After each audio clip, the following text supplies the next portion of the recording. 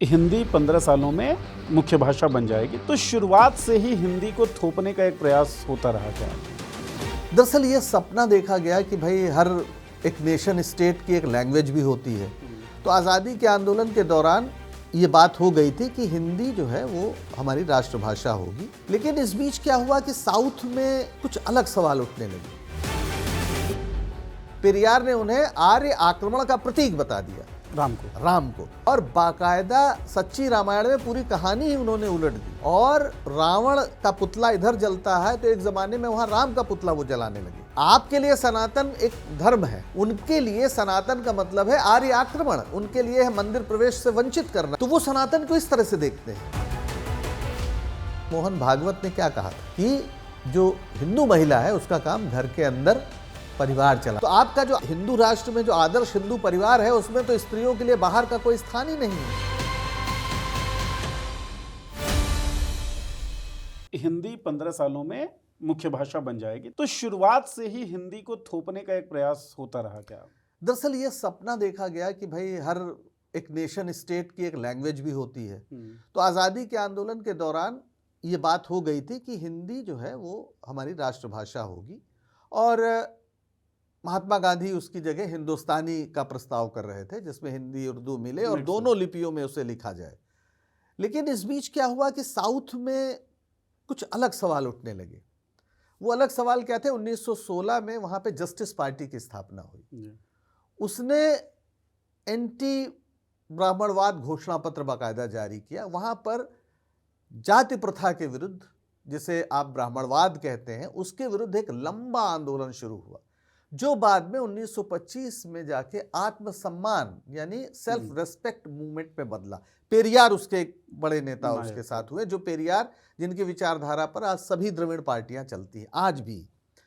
अब उसमें क्या हुआ कि उन्होंने कहा कि भाई हम क्यों हिंदी को मानेंगे, हमारी जो तमिल है वो तो संस्कृत से भी पुरानी है, तो हम क्यों आपकी राष्ट्रभाषा इसको स्वीकार करें। आत्मसम्मान की बात, आत्मसम्मान की बात है। उन्होंने वहां अंधविश्वास के खिलाफ आंदोलन चलाया, मूर्ति पूजा के खिलाफ आंदोलन चलाया, भाग्यवाद के खिलाफ आंदोलन चलाया। एक रेशनलिस्ट मूवमेंट बाकायदा वहां पर चला। और बाद में 1944 में द्रविड़ पार्टी, द्रविड़ कड़गम, इसकी स्थापना हुई। पेरियार का पूरा सिद्धांत था कि अब वो सही गलत मैं यहां नहीं कह रहा हूं, मैं एक उनका पर्सपेक्टिव दे रहा हूं, क्योंकि साउथ किस तरह सोचता है ये हमें समझना चाहिए। उन्होंने कहा कि दरअसल दक्षिण के लोग वही हैं जिनको आर्य जो धर्म ग्रंथ हैं या तमाम किताबें हैं उसमें कहा गया है कि ये राक्षस हैं, ये असुर हैं, और उनकी जो पूरी जो उनका काया बताई गई है वो काले हैं, मोटी नाक वाले हैं, वो दरअसल हम ही लोगों को कहा गया है। ये पेरियार लिखते हैं। और इसीलिए उन्होंने राम को, जिस राम के सहारे बीजेपी ने उत्तर भारत में अपना पूरा इतना बड़ा विस्तार किया है राम मंदिर के नाम पर और राम के नाम पर, पेरियार ने उन्हें आर्य आक्रमण का प्रतीक बता दिया, राम को। और बाकायदा सच्ची रामायण में पूरी कहानी ही उन्होंने उलट दी। और वहां पर रावण का पुतला इधर जलता है तो एक जमाने में वहां राम का पुतला वो जलाने लगे। इस तरह की भी अतिरेकी वहां पर बहुत। तो ये आजादी से पहले हो रहा था? ये आजादी के पहले ही शुरू हो गया था। मैंने बताया ना, 1925 के बाद ही उन्होंने कांग्रेस भी छोड़ दी थी और वो पूरी तरह से इस आंदोलन से जुड़ गए थे, जिसको सेल्फ रेस्पेक्ट मूवमेंट कहते हैं। फिर 1944 में द्रविड़ कड़गम बना और द्रविड़ नाडु की बात की कि भाई हमारा उत्तर के साथ कोई मेल ही नहीं है, तो द्रविड़ नाडु अलग होना चाहिए, द्रविड़ नाडु अलग देश हो, अलग देश। हाँ, और आपको जानकर आश्चर्य होगा कि द्रविड़ नाडु की मांग आज़ादी के बहुत बाद तक बरकरार रही। ये 1962 में चीन से जब लड़ाई हुई उसके बाद एक तरह से छोड़ा गया 1963 के आसपास। उसके पहले लगातार द्रविड़ नाडु की मांग वहां पर रही। तो इस सब के बीच में हिंदी 15 सालों तक हो सकते, 15 साल की बात आई थी। पिछले दिनों आपने सुना होगा कि सनातन के नाम पर खूब उत्तर भारत में खास तौर पर मोदी जी और तमाम लोगों ने कि भाई स्टालिन के बेटे ने, उदय ने वो सनातन के नाम पर ये कह दिया, वो कह दिया। और देखिए साहब, ये तो इंडिया गठबंधन के लोग हैं, तो नॉर्थ में आप वोट बटोरने के लिए कर रहे हैं, लेकिन साउथ में तमिलनाडु में जिस अन्नामलाई को इन्होंने अपना चेहरा बनाया था, उसको इस बार इन्होंने टिकट भी नहीं दिया। क्योंकि एआईडीएमके के साथ मिलकर चुनाव लड़ रहे हैं, और एआईडीएमके और डीएमके में राजनीतिक पार्टी का फर्क तो है, लेकिन दोनों पेरियारवादी हैं, विचारधारा सेम है। तो इस बार एआईडीएमके ने, पिछली बार इन्होंने ये सब किया था तो उसका बड़ा नुकसान हुआ, तो एआईडीएमके ने कहा कि ये सब नहीं चलेगा, क्योंकि आपके लिए सनातन एक धर्म है, आप कह रहे हैं सनातन धर्म है, उनके लिए सनातन का मतलब है आर्य आक्रमण, उनके लिए है मंदिर प्रवेश से वंचित करना, उनके लिए सनातन का मतलब है अस्पृश्यता, उनके लिए इरेशनैलिटी है। तो वो सनातन को इस तरह से देखते हैं। अब आइडिया ऑफ इंडिया हमसे कहता है कि आप सभी दृष्टियों को समाहित करिए, इंक्लूसिव, यानी अगर आप भारत की एकता चाहते हैं तो दक्षिण के लोगों को ये भरोसा देना होगा कि उनकी जो विचारधारा है, उनकी जो धार्मिक मान्यताएं हैं, उनकी जो भाषा को लेकर समझ है, उनकी जो संस्कृति को लेकर समझ है, उसका भी सम्मान आपको करना पड़ेगा। लेकिन यहां पर जो आरएसएस है वो कह रहा है one nation, one state, one legislature and one executive. तो आप उस कहानी को मान्यता, आप जब 300 वर्जन है रामायण के, आपने सुना होगा एक बहुत मशहूर लेख है 300 रामायणास, लेकिन आप एक ही रामायण को मानते हैं, है ना, और आप चाहते हैं वही सब लोग माने। दक्षिण के लोग कह रहे हैं हम नहीं मानेंगे। अच्छा, आप मानते हैं, इसमें कोई दिक्कत नहीं, वो कह रहे अपना अपना, वो कह रहे हैं हम अपना माने, पर आप वहां जाकर जो है एकदम दूसरी बातें करने लगते हैं कि जैसे वो देश के खिलाफ है।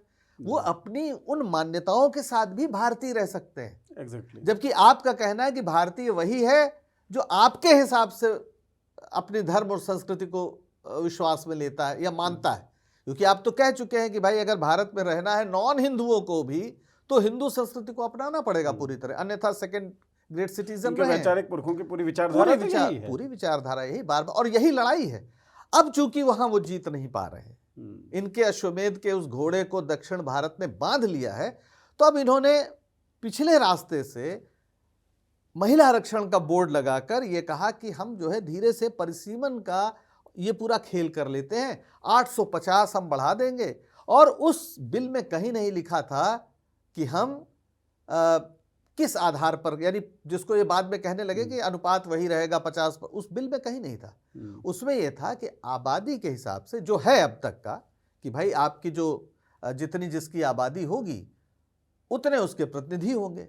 तो दक्षिण भारत का कहना है कि हमने फैमिली प्लानिंग का लागू किया, हमने आबादी पर नियंत्रण पाया है, तो उसका आप हमें दंड दे रहे हैं। हम ज्यादा कंट्रीब्यूट करते हैं जीएसटी वगैरह के जरिए, तो उसका हमें दंड मिलेगा कि हमारे प्रतिनिधि उत्तर की तुलना में कम हो जाएंगे।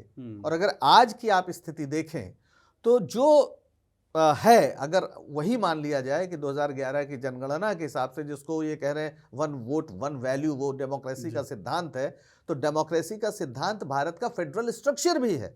और सबसे बड़ी बात जो है कि जो महिला आरक्षण विधेयक 3 साल पहले आप खुद पीठ थपथपा चुके हैं कि पारित हो गया। एक बात मैं और कहना चाहूंगा, महिला आरक्षण का जो पूरा इतिहास है अगर आप देखें तो जब पहली बार आया राजीव गांधी के समय 1989 में, जब पंचायत में उन्होंने देना चाहा तो बीजेपी ने विरोध किया था उसका, और वो नहीं पारित हो पाया था। लोकसभा से हो गया, राज्यसभा में नहीं हो पाया, फिर वो नरसिम्हा राव के जमाने में हुआ। तो ये उसकी वजह आपने पिछले दिनों सुना होगा कि मोहन भागवत ने क्या कहा था कि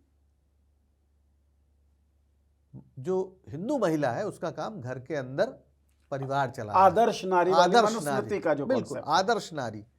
और अभी कह रहे हैं कि हर हिंदू महिला को 3-3 4-4 बच्चे पैदा करना चाहिए। तो बच्चे पालने की मशीन है महिलाएं आपके लिए। तो आपका जो हिंदू राष्ट्र में जो आदर्श हिंदू परिवार है उसमें तो स्त्रियों के लिए बाहर का कोई स्थान ही नहीं है। अच्छा, जिन पौराणिक ग्रंथों की आप बात कर रहे हैं, उन पौराणिक ग्रंथों को भी देखेंगे, उनके सही गलत उनका डिबेट अलग, लेकिन उसमें भी चयन का अधिकार तो दिखता है, आप छीन लेना चाहते हैं। शिव की जो पूरी कहानी है, पार्वती की जो पूरी कहानी है, पार्वती के पिता और माता तो बहुत खिलाफ थे ना, लेकिन उन्होंने कहा नहीं मैं शादी करूंगी तो उसी से करूंगी। वो राजा की पुत्री और ये शमशान की भस्म को लपेटे रहने वाला एक अवघड़, जिसके आसपास भूत पिशाच टाइप, यानी जो आदिम संस्कृति के लोग, जो पहाड़ पे रहता है, घर भी नहीं है, तो वो तो स्त्री के चयन के अधिकार की ही मुनादी है ना, जिसको आप शिवरात्रि कह के मनाते हैं। एग्जैक्टली। और जब यहां पर आप संस्कृति अलग है, एकदम दो अलग संस्कृतियां हैं ना। जो सांप के साथ रह रहा है, जो चूहा भी है, वहाँ जी। सांप भी है, बैल भी है, सिंह भी है, यानी जो प्रकृति के साथ रह रहा है, जो नागर सभ्यता का नहीं है, जी। तो अलग ही विचार का, अलग ही संस्कृति का व्यक्ति हुआ ना। लेकिन पार्वती कहती है मैं इसी से विवाह करूँ, और वो करती हैं वो। तो आप यहाँ पर कोई लड़की अगर, आप जो पूरा लव जिहाद का कॉन्सेप्ट है वो Exactly. क्या है? वो दरअसल ये है कि स्त्रियां मूर्ख होती हैं, लड़कियां मूर्ख होती हैं, उन्हें बुद्धि नहीं है, क्योंकि जैसे ही किसी को देखेंगी उसके साथ वो शादी ही कर लेंगी और कोई बहला फुसला के करवा लेगा आराम से। और 2-3 साल तक कोई सुहेल जो है वो उनको बहलाएगा, फुसलाएगा, समीर बनके या सुशांत बनके, वो जान नहीं पाएंगी, उससे शादी कर लेंगी। यानी लड़कियों की अकल ही नहीं होती, ये मान्यता है जो लोग लव जिहाद को मानते तो हैं। वैचारिक इनकी यही तो है कि स्त्रियां वही क्रिएचर हैं जिनको कभी आजाद नहीं छोड़ा जा नहीं, सकता। ये तो इनकी मनुस्मृति वैचारिक कहती है कि पिता के अधीन रहो बचपन में, पति के अधीन जवानी रहो में। जवानी में, पुत्र के अधीन रहो बुढ़ापे बुढ़ापे में। में। यही है ना पूरा। बहरहाल आपने चर्चा सुनी, चर्चा आपको कैसी लगी और कुछ सवाल आपके रहे अगर, क्योंकि ये सवाल तो मुझे लगता है कि आने वाले समय में भी उठते ही रहेंगे, इस पर चर्चाएं होती रहेंगी, तो अपने सवाल आप पूछ लीजिएगा, उन सवालों के जवाब देने की कोशिश हम करेंगे। चर्चा कैसी लगी ज़रूर बताइएगा। बहुत बहुत धन्यवाद पंकज जी आपका बातचीत करने के लिए, बहुत बहुत शुक्रिया, धन्यवाद आप सबका चर्चा सुनने के लिए।